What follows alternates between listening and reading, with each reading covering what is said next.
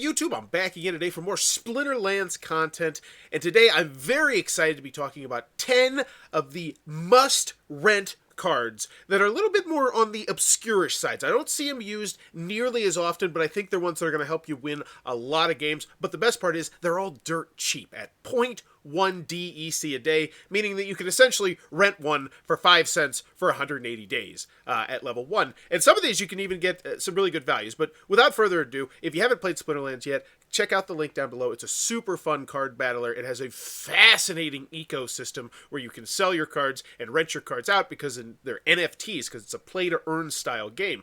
And what we're going to be looking at are 10 cards that I think are really going to help you win a lot of games. So starting off with a very obvious one, but if you don't know about it, it's not obvious. And that's the Wood Nymph. It's a common earth unit. You only need it at level 1. But what it's going to do is it's going to heal. Now, I already know that in the starter pack, there's another card that will heal. But that costs 6. And especially when you're trying to level up and you only have 18, 19, 20, 21, you might not be able to put in that tank you want to put in along with a healer. And adding the Wood Nymph gives you a lot more ability to keep your tanks alive. And if you do happen to get to the higher numbers, then you can both put in the 4 and the 6 healers. And let me tell you, whoo, it's pretty hard to kill something once you got 2 healers putting on that thing.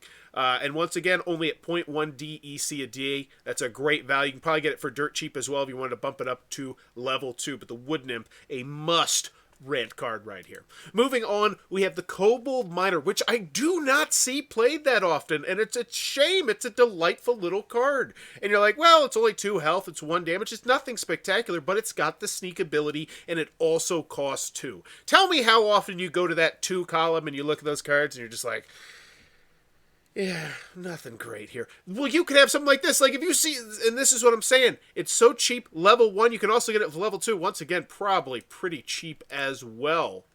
And I probably should look at that as well, because that's really valuable information for a lot of people. So, yeah, because once we get down to 2, it is, yeah, look at that, 0.33 DEC a day. That is nothing for this card, which you know you're going to use if you put that in your red deck. We got 15 minutes. We're on the clock. But the Kobold Miner, low-key one that I think you might want to check out. Continuing onward, we have the Creeping Ooze, and I use this card so often, especially if you're using the red deck, or if you're using the death deck, if you're using slow decks, or if you're using, and you can combo this with other slows, and if you have a couple slows, that's a lot of fun. But the bottom line is it's 0.1 DEC a day. It's a 1 cost, and it's gonna, and actually this is a level 6, so at the level 1 it does not have, well, it's no longer a market. It does not have any attack, but it sits there, it slows everybody else down, which means the rest of your team is less likely to get hit, and they're more likely to do some hitting, and especially with how popular blue is right now, I think the Creeping Ooze, great card that if it's not in your repertoire, you should put it in there. Moving on, we have the Goblin Sorcerer. This one, yet again, another green card. A low cost. I'm trying to use a lot of low cost cards because I feel like the key to really climbing in Splinterlands is just having variety and variability and a bunch of different cards that can fit in different situations. Because, as most of you know, once you start getting past bronze and into silver and onwards, you have these really interesting restrictions every single match. When you first start the game, you don't have those at all. It's like you can just play whatever you want. But as you go forward, it'll be like, oh, you can only use red, you can only use odd numbers and even numbers. And so just having more variety is great. Now, the great thing about this little dude is he's dirt cheap and he's got sneak. So that is the Goblin Sorcerer. Very cheap card to go rent. Continuing onward. Crustacean King, same thing here. This one, wow, look at that. Level 2 for 0.15 DEC. That's absolutely delightful. But it heals, it costs 3, and it's got a little bit of a shield too. So if you're going blue, and let's say you get the +1 speed, the +1 shield, you could potentially put this as your backline, just to protect it, because you only need your, I mean, it's nice to get your tank healed the whole time, but you really only need it those first 2 or 3 rounds, most of the time, I would say. But the Crustacean King, great card to grab and be able to throw in there and heal some of your tanks. All right, Baby Unicorn. This is such a fun card to play with. Look at that, 0.1 DEC for level 2, 0.14 for level 3. These are bottom barrel. Now, I know you're saying, why is this card that good? And why I love this card, and actually, let's show you at level 1.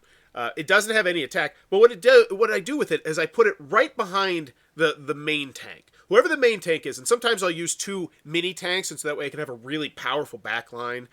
And especially, there's another card that's it's a purple card that also has the same ability where you can Hulk up and everybody gets +1 health. And I love that ability. The baby unicorn I think is just so valuable because it makes your glass cannons just that much more likely to survive. You know, I love having a baby unicorn and then also that 3 cost that gives you the shield. So that way you've got more health, you got more shield. Just a delightful card to play with, the baby unicorn. And when you level it up a little bit, they even get 1 damage so they can attack. So baby unicorn, great card and a fun one to play with. So next we have the Crystal Werewolf. Once again, 0.1 DC. This is a rare card, but the big thing, reduces the magic attack of all enemy monsters by 1. And with how popular magic is right now, this is well worth the spot. You know, I see this as, once again, as like that unicorn position where it's right behind the main tank. You know, because you just really don't want that magic just blasting away your main tank. And so just having this one up here, I think, is worth the spot there. That's the Crystal Werewolf. Definitely one worth checking out. Continuing onward, we have the Street Elder. This is our first expensive one. I've tried to keep them pretty low, but I love the, not the Street Elder, the Efreet Elder. That's a skin I want to see, though. And his big ability is Last Stand. So if he's the last one left standing, he hulks up and he gets stronger and faster and has more damage. And I've won so many games with this card. It's a rock solid card. It's a backline that you can count on. You know, it's got 8 hearts before modifications. And once again, 0.1 for just a level 1. Just a level 1 when you're first starting the game. I think I still use a level 1. No, I probably have a level 2. I love this card so much. Oh, yeah, I got a level 2. All right, that was one I bought. That was one where I was like, I'm not going to mess around with renting this. I love this card so much. Continuing on, we have the Armor Smith, 0.1 a day, 2 costs. And once again, I go back to how many times have you gone to your 2 list? You're like, none of these are inspiring. That's because you're not renting the right cards. Because the Armor Smith, you pop this up, and you're like, oh crap, that could be really great. Especially if you can protect him. Now, the one thing I will say, which is fun, is sometimes you can have the Armor Smith and then the 3 cost generic one that repairs armor, and it's just ridiculous because it's so much armoring. But the Armor Smith, very fun card to play with, and I believe once he gets up higher, he gets absolutely sick. Like if you're at the higher levels, oh no, I thought he had another ability he could do. Anyhow, I'm thinking of somebody else. Continuing onward, last one. I never see this card played by anyone except for me, and it blows my mind because the Kelp Initiate is a fantastic little tank to build around. Like if you just want to blow them away with your backline. Like, the Kelp Initiate, look no further. So you go with that blue, you get the... So then at that point, he's got 6 speed, and he's got 5 health, and he's got 1 shield if you choose that particular summoner. Not to mention, you know, you could do a variety of other snip, naps, and milli baps to get this guy up and running and more powerful. And then eventually he's got the Cleanse, and then he's even heals the backline, which... or the Triage ability, which is... heals the friendly backline monster that has taken the most damage, and then he becomes even more valuable because if you do happen to put him, yeah, he's just a delightful little card that I don't see people use, and he's 0.1 DEC. Like, what? Come on!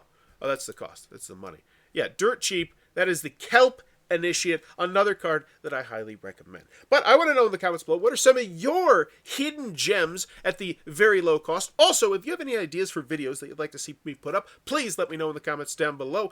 And if you're interested in joining a Splinterlands guild, a family-friendly one, I have one with my kids. It's called Bauer's Game Corner. You can check it out. I don't know what I'm gonna do with it yet.